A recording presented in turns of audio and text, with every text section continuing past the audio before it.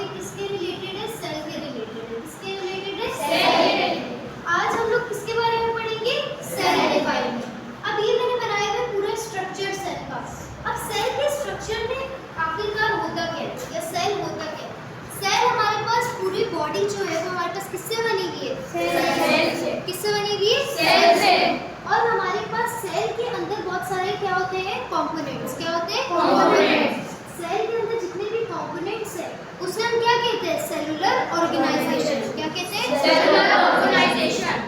और हमारे पास कोई भी एक कंपोनेंट होगा सेल का, जैसे ये है लाइसोसोम, तो हम इसे क्या कहेंगे? ऑर्गेनल। क्या कहेंगे?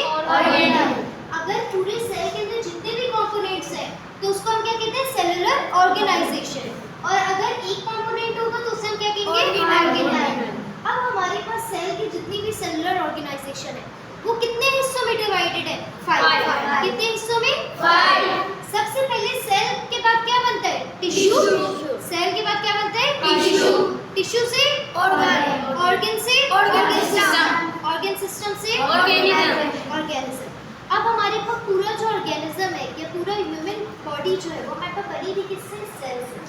सेल हमारे पास क्या बनाते हैं? बहुत सारे टिश्यू, और बहुत सारे टिश्यू जब मिलते हैं तो क्या बनाते हैं? ऑर्गन। जैसे हमारे पास बॉडी का ऑर्गन है हार्ट, तो हार्ट हमारे पास क्या है? ऑर्गन है।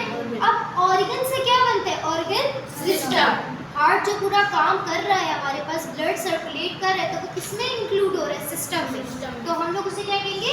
Organ system. और जब ऑर्गन सिस्टम काम करेगा पूरा, जैसे हार्ट का सिस्टम काम कर रहा है, ब्रेन का सिस्टम काम कर रहा है, तो हमारे पास पूरा क्या बना देगा? ऑर्गेनिज्म। ठीक है। अब हमारे पास हम सेल के स्ट्रक्चर की कंपोनेंट्स पढ़ते हैं। सबसे पहले क्या लिखा हुआ है हमारे पास? माइटोकॉन्ड्रिया। क्या लिखा हुआ है? माइटोकॉन्ड्रिया। माइटोकॉन्ड्रिया को